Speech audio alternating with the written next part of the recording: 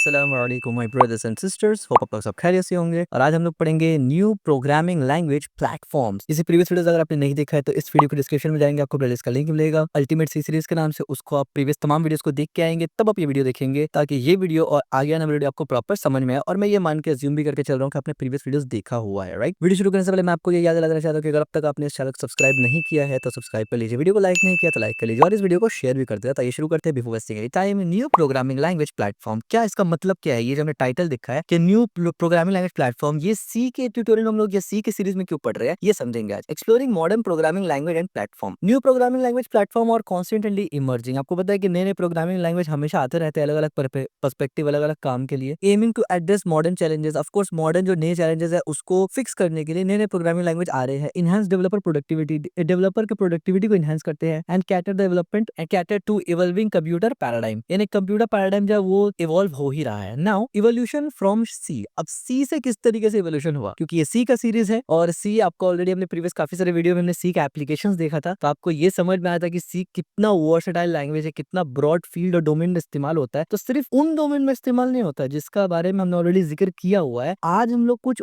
और ऐसे टॉपिक्स और डोमेन देखेंगे जो कि डोमेन में खुद में साइंस है, उसमें भी सी अप्लाई होता है। It is not only C that give rise to C plus plus. ऐसा नहीं है कि सिर्फ सी ही सी प्लस प्लस बना है। This programming language incorporate all the feature of C while also incorporate the concept of object oriented programming। यानी C++ में हर वो चीज तो है जो C में है, लेकिन एक्स्ट्रा ऑब्जेक्ट ओरिएंटेड प्रोग्रामिंग भी ऐड किया गया है। Still it has also given rise to many other programming languages widely used in today's world। जैसे कि MATLAB हो गया, आज MATLAB इस्तेमाल होता है मैथमेटिक्स के लिए। इसी तरीके से मैथमेटिका हो गया, ये साइंटिफिक सिमुलेशंस वगैरह, साइंटिफिक कैलकुलेशंस के लिए इस्तेमाल होता है। It makes it possible for application to run more quickly on a computer. अब देखिए यहाँ पर C पहले आया, फिर C++ आया, फिर जावा आया, फिर C# आया और फिर मॉडर्न लैंग्वेजेस आए। यहाँ पर foundation of modern languages, C influence extend far beyond its original design, serve as the foundational for numerous programming language that have shaped the software development landscape. यानी सी सिर्फ खुद में एक काम नहीं कर रहा था कि सी एक लैंग्वेज है, सी बेसिकली इन्फ्लुएंस किया और कहीं ना कहीं एक्सटेंड किया जो उसका ओरिजिनल डिजाइन था उससे ज्यादा, और एक नया फाउंडेशन सर्व किया अलग अलग लैंग्वेज के लिए। यानी अलग अलग जितने भी लैंग्वेजेस बने ना, वो सी को देखते हुए बने। सी उसके लिए एक फाउंडेशन था, एक डिपेंड था सी के, सी के बेसिस पे, क्योंकि सी बहुत ज्यादा ऑप्टिमाइज और बेटर परफॉर्म करता था, उसके बिना पर, उसके बेसिस पर दूसरे नए नए प्रोग्रामिंग लैंग्वेजेस बने जो कि कहीं ना कहीं फाउंडेशन थे सी के। और अलग अलग लैंग्वेज सॉफ्टवेयर डेवलपमेंट लैंडस्केप को पूरा पूरी शेप कर रहे लगे। क्या आज हम लोग देखते हैं सॉफ्टवेयर डेवलपमेंट में अलग अलग सॉफ्टवेयर के लिए अलग अलग लैंग्वेजेस है। बैकएंड लिखना अलग लैंग्वेज है, मोबाइल लिखना अलग लैंग्वेज है, आईएसओ लिखना अलग लैंग्वेज है, फ्रंट एंड लिखना अलग लैंग्वेज है, डेटाबेस के लिए अलग से। इस तरीके से हम लोग डिवाइड कर चुके हैं, जबकि पहले ऐसा नहीं था। पहले एक ही लैंग्वेज में सब होता था। तो हम लोग चाहते हैं एफिशिएंसी बढ़ जाए, इस वजह से हम लोगों ने अलग अलग पर्टिकुलर काम के लिए डिफरेंट डिफरेंट लैंग्वेजेस लगा दिए। And that's what reasons why आज आपको बहुत सारे लैंग्वेजेस मार्केट में देखने को मिलेंगे। तो कुछ ऐसे लैंग्वेज जो इमर्ज हुए हैं, इन्फ्लुएंस हो गए सी से, उनका बारे में आज डिस्कस हम लोग करेंगे डिटेल में। अब एक प्रोग्रामिंग लैंग्वेज है रस्ट, RUST। आप में से बहुत से लोगों ने इसका नाम सुना होगा। ये प्रोग्रामिंग लैंग्वेज क्यों बनाया गया? Safety and performance. Rust has gain attention for its emphasize on memory safety without sacrificing performance. Rust market में जितना ज्यादा फेमस है, क्यों? मेजरली रस्ट का इस्तेमाल कहाँ किया जाता है? जहां पर मेमोरी सेफ्टी देखा जाता है विदाउट सैक्रिफाइसिंग या without compromising performance. It's offer a strong type system and ownership model enable safer concurrent programming. यानी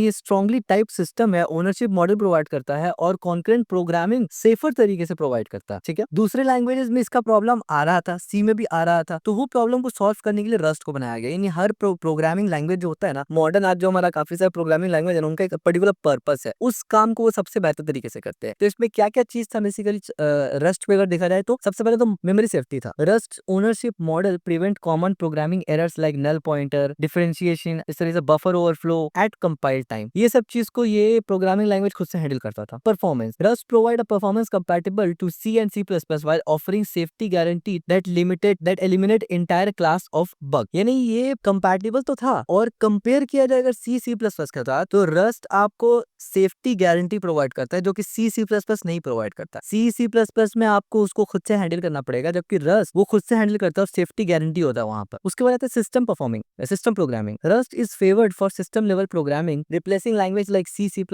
इन the creation scenario due to its safety guaranteed and efficiency. अब कुछ जगह आज के वक्त में आप देखेंगे C++ को, आपको पता है सिस्टम डिजाइनिंग या सिस्टम प्रोग्रामिंग में C++ का इस्तेमाल बहुत ज्यादा हाई डिमांड में होता है, लेकिन रस्ट अब उसको रिप्लेस कर रहा है। क्यों रिप्लेस कर रहा है? क्योंकि C++ में जो चीज आपको मैनुअली करना होता था ना, जिसका ध्यान एक डेवलपर को मैनुअली रखना होता था, उस चीज को बहुत ज्यादा आसानी से अब रस्ट फुलफिल कर रहा है। So that's one of the reasons why productivity बढ़ जा रहा है। तो अब देख सकते हैं न्यू न्यू प्रोग्रामिंग लैंग्वेज किस तरीके से अब स्पेसिफिक काम में इस्तेमाल होने लगे हैं। अब रस्ट बनाने में कोई रस्ट से गेम डेवलपमेंट नहीं करेगा या कोई रस्ट से अब बैकएंड नहीं बनाएगा, ठीक है। मेनली रस्ट का काम क्या हो रहा है, रस्ट मेमोरी सेफ्टी प्रोवाइड कर रहा है, परफॉर्मेंस दे रहा है सीसी से अच्छा, और सिस्टम प्रोग्रामिंग के लिए आइडियल बन रहा है अब रस्ट इंस्टेड ऑफ सी। जैसे एक सिंपल सा एग्जांपल मैंने यहाँ पर दिया हुआ है, यानी रस्ट का एग्जांपल दिया हुआ है यहाँ पर एज यू कैन सी। इस तरीके से रस्ट का एक सिंपल सा कोड होता है। इसके बाद आते हैं स्विफ्ट। हालांकि लैंग्वेजेस देखिए बहुत ज्यादा है, मैं सबको तो यहाँ मेंशन नहीं कर पाऊंगा, बट कुछ कुछ मैं फेमस को मेंशन कर रहा हूँ जिसका सी से लिंक डायरेक्ट होता है, ठीक है। इसके बाद स्विफ्ट। स्विफ्ट क्या है, आईओएस डेवलपमेंट। आपको पता है अगर आप एंड्रॉइड चला रहे हैं तो उसमें आईओएस ही चलता है, right. Swift developed by Apple. Apple company ने स्विफ्ट प्रोग्रामिंग लैंग्वेज को डेवलप किया है। It has been a primary language for ISO and Mac OS app development. यानी मैक ओएस जो एप्पल का लैपटॉप्स होते हैं और जो एप्पल का फोन होते हैं, आईफोन्स वगैरह होते हैं, उनमें जो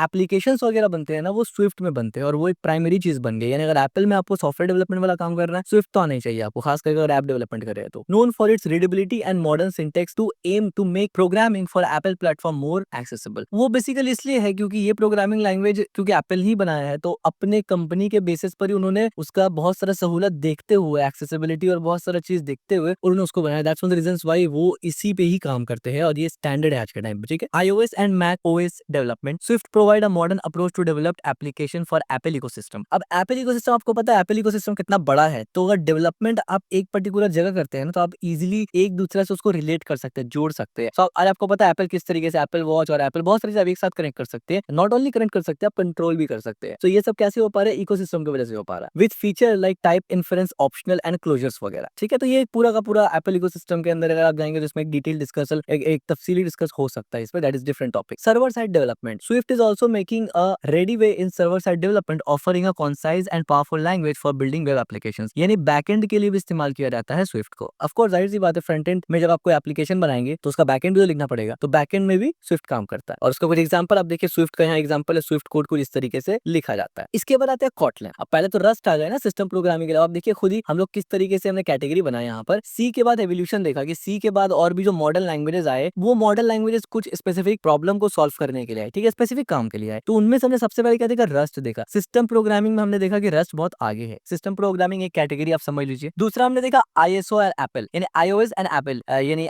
मैकबुक, आईफोन और मैक, यानी एप्पल इकोसिस्टम के लिए हमने स्विफ्ट देखा। और अब देखिए कॉटलिन आ गया। कॉटलिन किस लिए आता है, of course Android development. Kotlin has gain popularity as a modern language for Android app development. Its interoperability with Java and concise syntax has lead to increased adoption within the Android development community. आपको पता है कि पहले Android development के लिए जो standard था वो जावा है, जावा प्रोग्रामिंग लैंग्वेज था। बट अब ऑफिशियली प्ले स्टोर ने भी जावा को नहीं अपना पूरा यानी कॉटलिन को अपना ऑफिशियल लैंग्वेज के एतबार से लिया हुआ है। यानी इन शॉर्ट आज के टाइम पे अगर आपको एंड्रॉइड एप्लीकेशन डेवलपमेंट करना है, कॉटलिन इज द स्टैंडर्ड, जावा नहीं। लेकिन कंपैटिबिलिटी इशू नहीं होगा क्योंकि कॉटलिन बना ही इस हिसाब से है, ठीक है। इसलिए मैंने यहाँ पर जावा का नाम ना लिख के कॉटलिन का नाम लिखा, क्योंकि ये लेटेस्ट है। हम लोग क्या बात कर रहे थे, लेटेस्ट टेक्नोलॉजी जो इमर्ज हुआ है जो स्पेसिफिक प्रॉब्लम को सॉल्व करने के लिए, उसके हिसाब से। तो इसमें क्या करते हैं हम लोग कॉटलिन में, Android development. Kotlin was officially announced as a Google preferred language for Android development in 2019। यानी गूगल प्रिफर्ड लैंग्वेज, जैसे मैंने कहा प्ले स्टोर का, क्योंकि प्ले स्टोर में एंड्रॉइड एप्लीकेशन मिलता है, उसका ऑफिशियल स्टोर है। उन्होंने ऑफिशियली कॉटलिन को अपना लैंग्वेज अनाउंस किया था 2019 में, offering improvement safety and conciseness over Java. के इंप्रूवमेंट सेफ्टी और बहुत सारा चीज है जो जावा से बेहतर उसमें मिलेगा। That's one of the reasons why. Multi platform development. Kotlin's multi platform capability enables developer to write shared code multiple platform including JVM, android, iOS and web. अब सबसे इंपॉर्टेंट चीज के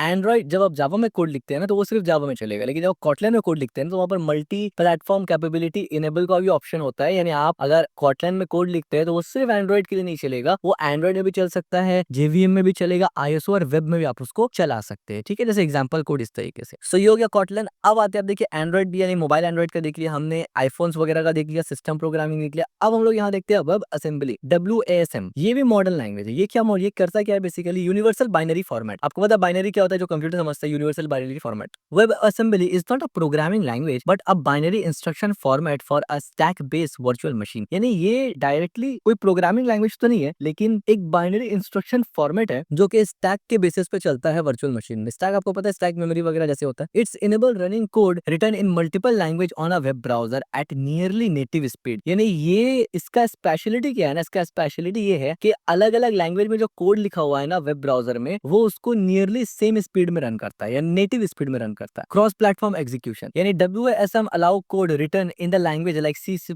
Rust, and other to be compiled and execute across various platforms beyond the web, including edge computing and IoT devices. यानी web assembly में सिर्फ इतना ही power नहीं है। वेब असेंबली क्या करता है कि जो कोड C, C++ या रस्ट में या अदर प्रोग्रामिंग लैंग्वेज में लिखा हुआ है ना, उसको कंपाइल करना और एग्जीक्यूट करना अलग-अलग प्लेटफॉर्म में, वेब के बाहर भी। यानी वेब में तो वो यानी कोई भी लैंग्वेज का कोड आपके पास है वो वेब में एग्जीक्यूट करेगा, सिर्फ वेब में ही नहीं करेगा, वो एज कंप्यूटिंग में भी करेगा, IoT डिवाइस में भी एग्जीक्यूट कर सकता है। ठीक है। Performance, web assembly provides nearly native performance for web application, enable computationally intensive task to run efficient in browser. यानी ब्राउजर में वगैरह जब आप रन करेंगे ना, ब्राउजर एप्लीकेशन जब आप रन करेंगे वेब असेंबली के थ्रू, तो आपको नेटिव स्पीड और नेटिव परफॉर्मेंस देगा। अब नेटिव क्या होता है भैया, ये आप थोड़ा सा जब एडवांस लेवल पे जाएंगे आपको समझ में आएगा कि एक चीज, फॉर एग्जांपल अगर आप सी में काम कर रहे हैं, आप सी में एक मान लीजिए सिस्टम डिजाइन कर रहे हैं, और किसी और चीज में, चलिए सिस्टम डिजाइन का एग्जांपल ना लेते हुए इजी चीज का एग्जांपल लेते हैं। मान लीजिए आपने पाइथन में गेम डेवलपमेंट किया, और दूसरा आपने सी हैश या सी शार्प में गेम डेवलपमेंट किया। तो सी शार्प में जो गेम डेवलपमेंट किया ना, उसका स्मूथनेस और प्रोसेस वो एक अलग लेवल का होगा, लेकिन जो पाइथन में वो उतना नहीं होगा। लेकिन अगर पाइथन भी उसी लेवल का आपको एफिशिएंसी, स्मूथनेस, यूजर एक्सपीरियंस देता है, तो हम लोग इसको क्या कहेंगे कि ये नेटिव परफॉर्मेंस दे रहा है। यानी जैसे हम लोग नेटिव जो काम के लिए प्रोग्रामिंग लैंग्वेज बनाए जब उसमें लिखते हैं तो जैसा परफॉर्मेंस देता है, दूसरे प्रोग्रामिंग लैंग्वेज में लिख के भी वैसे परफॉर्मेंस दे रहा है। इन आसान शब्दों में ये है कि भाई जो काम जिस प्रोग्रामिंग लैंग्वेज के लिए बना है ना, अगर आप उस पर नहीं बनाते तो कहीं ना कहीं वो उतना अच्छा एक्सपीरियंस नहीं देता। अगर वो दे रहा है तो हम लोग कहते हैं भाई ये तो नेटिव की तरह काम कर रहा है ना। जैसे एग्जांपल के तौर पर फ्लटर में आप जब कोड लिखते हैं तो आप एंड्रॉइड ऐप बना सकते हो उससे, और आईफोन भी बना सकते हैं। लेकिन स्विफ्ट में लिखा हुआ आईफोन ऐप और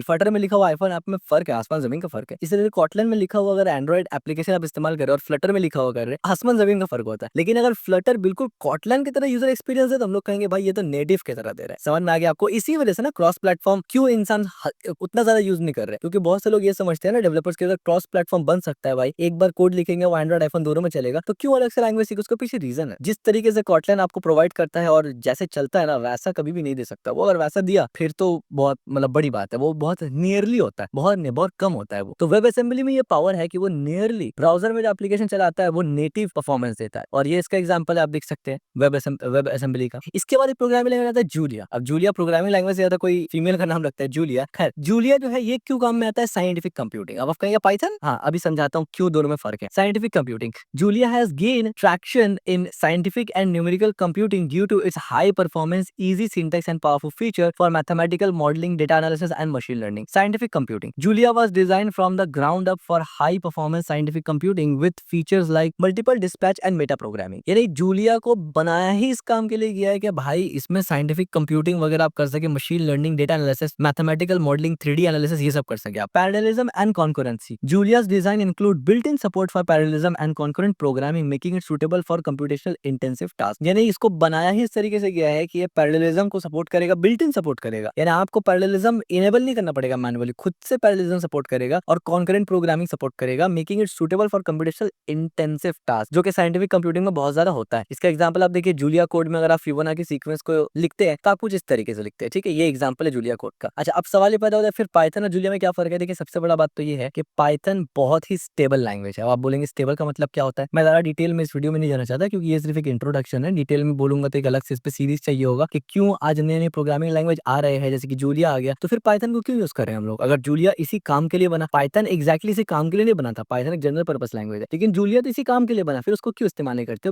मेजर रीजन है कि इसका इकोसिस्टम, और दूसरा रीजन इसका स्टेबिलिटी। दोनों प्रॉब्लम हो सकता है, ये इतना स्टेबल नहीं है, कंपैटिबल नहीं है। काफी सारा चीज आता है ना जब आप एक पूरा का पूरा इकोसिस्टम नया बनाते हैं ना, उसको उस फील्ड में इमर्ज होने में और क्रेडिबिलिटी लेने में ना 10 साल, 12 साल, 15 साल लग जाते हैं। ठीक है, तो जूलिया बिल्कुल वही काम करता है, आप ये बोल सकते हैं जो पाइथन करता है, या कुछ सिनेरियो में पाइथन से भी अच्छा काम करता है। लेकिन जो पाइथन का रिच लाइब्रेरी है, इकोसिस्टम है ना, वो जूलिया का नहीं है। That's all the reasons why company आज जूलिया को इस्तेमाल नहीं करते एआई एमएल के लिए, पाइथन को करते हैं। अगर कल को जूलिया का कम्युनिटी भी पाइथन का जैसा हो जाएगा तो जाहिर सी बात है कंपनी भी जूलिया में आ जाएंगे, पाइथन में नहीं आएंगे। एकदम सिंपल सी बात है। इसी तरीके से अब आते हैं हम लोग गोलैंग। गोलैंग से वो लोग बहुत ज्यादा रूबरू हो चुके होंगे जो cyber security, ethical hacking, bug bounty hunting वगैरह से डील करते हैं, क्योंकि कभी भी वो कोई भी स्क्रिप्ट वगैरह इस्तेमाल करते हैं, कोई भी टूल इस्तेमाल करते हैं, तो वो देखते होंगे मोस्ट ऑफ द टाइम वो टूल दोनों में से कोई एक लैंग्वेज में होता है। मोस्टली तो गोलैंग में होता है और या तो पाइथन में होता है। ठीक है, कोई भी टूल जब आप इस्तेमाल करते हैं तो एज एथिकल हैकर मुझे पता है कि गोलैंग वगैरह क्या है, और ये लैंग्वेज भी अगर आपको जरूरत पड़ेगा, यानी अगर आप कमेंट करेंगे तो इस लैंग्वेज के ऊपर भी अगर सीरीज बनाऊंगा कि कैसे, बहुत बहुत इंटरेस्टिंग लैंग्वेज है, और स्क्रिप्टिंग काम के लिए तो भाई ये बेस्ट लैंग्वेज है। ठीक है, तो गोलैंग, इसका मेन पावर क्या है? Concurrent programming. आपको पता है कि जब आप कोई भी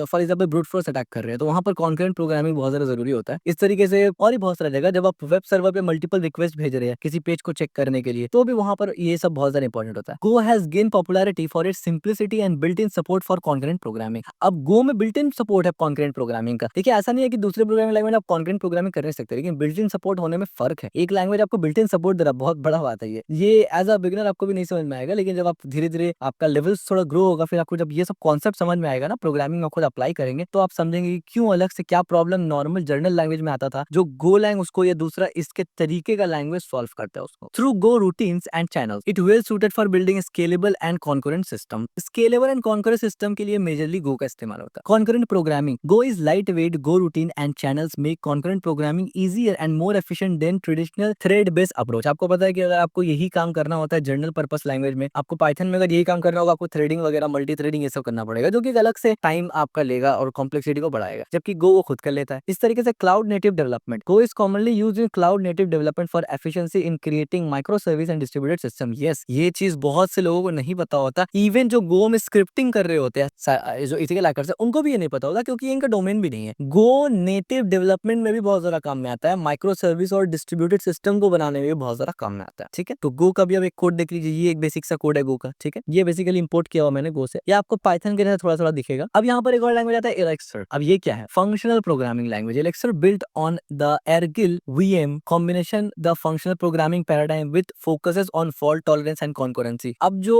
एलेक्सियर जो है, ये लैंग्वेज बेसिकली दो लैंग्वेज का अप्रोच को कॉम्बाइन करके बना है। यानी फंक्शनल प्रोग्रामिंग पैराडाइम ये फॉलो करता है, जैसे कि सी भी फंक्शनल प्रोग्रामिंग है, लेकिन फोकस करता है फॉल्स टॉलरेंट एंड कॉन्करेंसी। आपको पता है फॉल्स टॉलरेंट क्या होता है? सिस्टम का स्टेबिलिटी मैट्रिक्स होता है बेसिकली, और कॉन्करेंसी, यानी ये दोनों चीज को मद्देनजर रखते हुए ये बना है। तो ये इस्तेमाल कहाँ होता है? It use in building high scalable and fault tolerance system. अब देखिए ऐसा सिस्टम जहां पर फॉल्ट टॉलरेंस आप बर्दाश्त नहीं कर सकते। एक सिंपल सा एग्जांपल दे रहा हूँ, कोई मेडिकल जगह, कोई मेडिकल इंस्ट्रूमेंट है, कोई मेडिकल सिस्टम है, जहां पर अगर मेडिकल सिस्टम ऑफ हो जाता है या बंद हो जाता है, तो वहां किसी का जान जा सकता है। तो वहां पर आप फॉल्ट टॉलरेंस मतलब 0.1% भी टॉलरेट नहीं कर सकते फॉल्ट के, भाई वहां पर सिस्टम बंद हो जाए। आप बोलेंगे भाई ऐसा सिस्टम ला के दो जो भले ही गेम के तरह सुपर फास्ट ना हो, वो ये उसमें बहुत सारा कमी हो चलेगा, लेकिन वो फॉल्ट टॉलरेंस हो, यानी वो सेफ हो, यानी वो ऐसा हो कि वो कभी भी बंद ना हो, शट डाउन ना हो, क्रैश ना करे, वो हमेशा 24/7 चलना चाहिए, क्योंकि वो अगर रुका तो लोगों का जान जा सकता है। तो ये क्या हो गया? अब एकदम स्पेसिफिक केस हो गया। यहाँ पर आपको स्पीड और उससे आप कॉम्प्रोमाइज कर लेंगे, लेकिन फॉल्ट टॉलरेंस से आप कॉम्प्रोमाइज नहीं करेंगे। सेम एज जो बड़ा बड़ा सर्वर होता है, जैसे कि इंस्टाग्राम वगैरह का सर्वर है, अगर वो सर्वर या फ्लिपकार्ट का,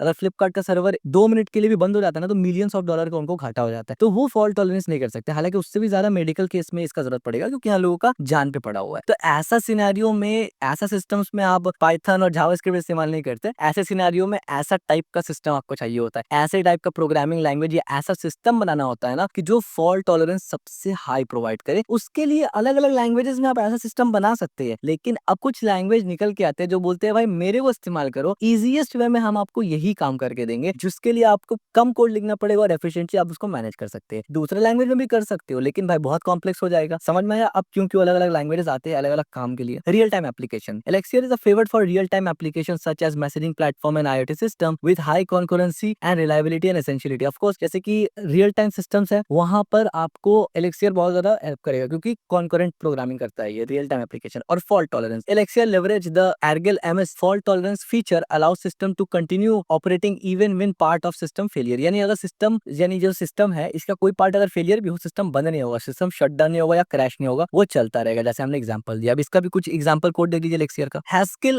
and functional programming, अब ये क्या होता है? Functional programming paradigm. Haskell and other functional programming continue to be influenced due to its emphasis on immutability, higher order function and type safety। यानी Haskell और दूसरा जितना भी फंक्शनल प्रोग्रामिंग है, वो कंटिन्यूअली इन्फ्लूज हो रहा है और एम्फसाइज उसमें कर रहा है कि भाई इम्यूटेबिलिटी उसमें ज्यादा दिया जाए, हाई ऑर्डर फंक्शन और टाइप सेफ्टी ज्यादा दिया जाए। They used in academic research and niche domain require strong guaranteed. यानी ये मोस्ट ऑफ द टाइम ऐसा टाइप का फंक्शनल प्रोग्रामिंग पैराडाइम इस्तेमाल कहाँ होता है? एकेडमिक रिसर्च में इस्तेमाल होता है, या फिर नीश डोमेन, यानी पर्टिकुलर स्पेसिफिक कोई डोमेन में इस्तेमाल होता है स्पेसिफिक काम करने के लिए, जहां पर वो स्ट्रॉन्ग गारंटी दे सके। Type safety, Haskell's strong static type system catches many error eight compile time. यानी Haskell जो एक प्रोग्रामिंग फंक्शनल प्रोग्रामिंग लैंग्वेज, इसका टाइप सेफ्टी बहुत हाई है, तो कंपाइल टाइम में बहुत सारे एरर वो पकड़ लेता है, making it suitable for critical application where correctness is paramount. ऐसा एप्लीकेशन जहां पर करेक्टनेस बहुत इंपॉर्टेंट है, सेम एज कोई मेडिकल आप सिस्टम बना रहे हैं, जहां पर अगर थोड़ा सा भी जो डेटा है आपका आगे पीछे हो जाए तो इंसान को गलत डोजेस दे दिया जाएगा या इंसान को अलग तरीके से ट्रीट किया जाएगा, उस जगह पे आप फॉल्ट टॉलरेंस नहीं कर सकते। सेम एज कोई बहुत बड़ा बैंकिंग सिस्टम बना रहे हैं आप, जहां पर अगर एक डेसिमल के बाद भी पॉइंट आगे पीछे हो जाए तो फर्क पड़ जाता है। हमारे इंडियन मनी करेंसी में तो नहीं पड़ेगा, लेकिन डॉलर में पड़ जाएगा, ठीक है। और अगर मान लीजिए फॉर एग्जाम्पल साइंटिफिक कंप्यूटिंग में या फिर आपको ऐसा फिजिक्स सिमुलेशन वगैरह कर रहे हो, वहां पर भी थोड़ा सा चेंज से भी बहुत बड़ा इफेक्ट होता है, ठीक है। तो वो सब जगह में ये ऐसा टाइप का टाइप सेफ्टी प्रोग्रामिंग लैंग्वेज जो है वो प्रायोरिटी पर आता है। इस तरीके से प्योरिटी यानी Haskell encourage pure function without side effects, making code more predictable and easier to reason about, specially in concurrent and parallel context. अब देखिए प्योर फंक्शन क्या होता है ना, ये चीज थोड़ा सा कॉम्प्लेक्स है, बट मैं कोशिश करता हूँ आपको समझाने के लिए। देखिए एक होता है प्योर फंक्शन, एक होता है साइड इफेक्ट फंक्शन। देखिए प्योर फंक्शन साइड इफेक्ट क्या फर्क है, देखिए एक होता है कि मैं एक फंक्शन रन कर रहा हूँ ना, उसके वजह से 10 और फंक्शन ट्रिगर हो रहा है, और जो 10 और फंक्शन ट्रिगर हो रहा है ना, उसके वजह से और बाकी सारा चीज ट्रिगर हो रहा है, यानी आपस में वो कनेक्टेड है बहुत ज्यादा। इसका ये मतलब नहीं कि हर फंक्शन इंडिविजुअली चलेगा, नहीं, कनेक्ट रहेगा, लेकिन कनेक्शन में एक फंक्शन का साइड इफेक्ट दूसरे फंक्शन में ना दिखे, उसको बोलते हैं साइड इफेक्ट बेसिकली, ठीक है। अभी आप इतना समझ लीजिए, क्योंकि इस पे डिटेल डिस्कस अभी करके भी कोई फायदा ऐसा होगा नहीं, ये एक अलग टॉपिक है, थोड़ा एडवांस टॉपिक है, ठीक है। तो यहाँ पर हैस्केल का भी एग्जांपल दिया हुआ है। इस तरीके से ब्लॉकचेन एंड स्मार्ट कॉन्ट्रैक्ट्स, आपको पता है ब्लॉकचेन बहुत सा फेमस यानी एक है, लोगों को पता है। स्मार्ट कॉन्ट्रैक्ट डेवलपमेंट ये क्या होता है, सॉलिडिफाई फॉर इथरनम, आपको पता है ब्लॉकचेन, अगर ब्लॉकचेन में अगर वो काम करना है तो इथरनम वगैरह में वो काम करना पड़ता है। And other domain specific language जैसे कि DSLS are used in writing smart contract for blockchain platform, facilitating decentralised application, D apps and decentralised finance, DEFI। अब ऐसे टाइप के प्रोग्रामिंग लैंग्वेज या ऐसे टाइप के लैंग्वेज में आप क्या बनाते हैं, डिसेंट्रलाइज्ड एप्लीकेशन बनाते हैं। In smart contract enable the creation of decentralised application that run on blockchain network without intermediator, without intermediator वो ब्लॉकचेन नेटवर्क में चल सकता है। इसलिए DFI यानी decentralised finance application build with smart contract for revolutionise traditional finance service by removing intermediate. और ये इसका कुछ बेसिक सा कोड है। अब लो कोड और नो कोड प्लेटफॉर्म क्या होता है, सिंप्लीफाई डेवलपमेंट, डेवलपमेंट को जहां पर सिंप्लीफाई किया जाता है। Low code no code platform like Bubble, out system and other aim to democratic software development, allow users with limited coding experience to create application using a visual interface and pre-built component. ये आसान शब्दों में अगर आप एक developer नहीं है, आपको बस बेसिक लेवल का कोडिंग आता है, लेकिन आप उतने अच्छे डेवलपर नहीं है, आपको कोड लिखना नहीं आता, प्रोग्रामिंग उतना अच्छा नहीं आता, तो ऐसा टाइप का सॉफ्टवेयर जो है वो आप लोगों के लिए बना हुआ है कि जिसमें आप ड्रैग ड्रॉप करके वेबसाइट बना सकते हैं विजुअल, जैसा वर्डप्रेस वगैरह या वेबफ्लो में, या फिर और भी वेबसाइट बिल्डर्स वगैरह जो होते हैं वो। यानी ये हमारे और आप लोगों के काम के लिए तो नहीं है, जो हम लोग जो डेवलपर्स है, सॉफ्टवेयर इंजीनियर है, ठीक है। ये नॉर्मल यूजर्स के लिए जो थोड़ा बहुत नेट के बारे में जानते हैं, बस काम करना चाहते हैं। Accessibility, this platform makes application development accessible to non programmer, जैसे मैंने बताया, reducing the barrier to entry for creating functional software. Rapid development, visual development environment enable faster creation and iteration of application compare to traditional coding approach, ठीक है। Customisation, visual tool for build customise application, integration, connect with existing system and API, और cross platform भी आप इसको बना सकते हैं, deploy to multiple platform easily. Summary, the evolving programming landscape, the programming landscape continue to evolve rapidly with a new platform emerging to address modern challenges and enhance developer productivity. जैसे हमने पहले ही बताया कि की ट्रेंड क्या है, अभी के टाइम पे ट्रेंडिंग में क्या चल रहा है, focus on safety and performance, तो रश इस्तेमाल करो। प्लेटफॉर्म स्पेसिफिक ऑप्टिमाइजेशन चाहिए तो स्विफ्ट इस्तेमाल करो आईफोन के लिए या मैक ओएस के लिए, कॉर्टिन इस्तेमाल करो जावा के लिए। क्रॉस प्लेटफॉर्म एग्जीक्यूशन चाहिए तो वेब असेंबली इस्तेमाल कर लो। डोमेन स्पेसिफिक लैंग्वेज चाहिए तो जूलिया फॉर साइंटिफिक कंप्यूटिंग इस्तेमाल कर लो या मशीन लर्निंग इस्तेमाल कर लो। कॉन्करेंसी एंड फॉल्ट टॉलरेंस चाहिए तो गो और एक्सेलर चला लो। फंक्शनल प्रोग्रामिंग प्रिंसिपल्स पे अगर आपको काम करना है तो हैस्केल चला लो। डिसेंट्रलाइज एप्लीकेशन बनाए तो सॉलिडिटी चला लो। और इस तरीके से अगर आपको डिसेंट्रलाइज और डेवलपमेंट करना है, यानी बिना कोड का, लो कोड और नो कोड, जाहिर सी बात है आप उन प्लेटफॉर्म वेबसाइट बिल्डर्स वगैरह में जाइए, जिसको रिकमेंड तो मैं कभी भी नहीं करूंगा, ठीक है। From C foundation to modern platform, यानी सी हर लैंग्वेज का फाउंडेशन है, हर लैंग्वेज उसको देख के बना है बेसिकली। तो सी का फाउंडेशन से हमने मॉडर्न प्लेटफॉर्म, जो नए नए प्रोग्रामिंग लैंग्वेज बन रहे हैं, वहां तक देखा। The programming language ecosystem continue to expand, offering developers more tool and approaches to solve increasingly complex problem across diverse domain. ये तो जैसे हमने देखा कि पहले सी था, सी के बाद आज मॉडर्न डे में बहुत सारे अलग अलग लैंग्वेजेस आ गए हैं जो अलग अलग टाइप का प्रॉब्लम को सॉल्व करने में काम में आता है, ठीक है। और अगर आपको सी अच्छा से आएगा तो ये बाकी कोई भी लैंग्वेज जो आप स्विच करेंगे ना, आपको कोई दिक्कत नहीं होगा सीखने में। क्यों? क्योंकि भाई सी तो फाउंडेशन है इन सब का ना, सिंपल सी बात है। तो अगर सी ही आ जाएगा तो ये सब तो सी को ही देख के बना है, तो वैसे ही आ जाएगा, ठीक है। बस फर्क इतना कि ये जनरल पर्पस नहीं होता, ये स्पेसिफिक काम करने के लिए होता है, सी जनरल पर्पस होता है, ठीक है। कुछ सिनेरियो में जनरल पर्पस लैंग्वेज अच्छा होता है, कुछ सिनेरियो में स्पेसिफिक पर्पस लैंग्वेज अच्छा होता है। इस पे फिर कभी डिस्कस करेंगे। तो अगर वीडियो पसंद आया तो इस वीडियो को लाइक जरूर करना, चैनल को सब्सक्राइब जरूर करना और इस वीडियो को शेयर भी जरूर करना।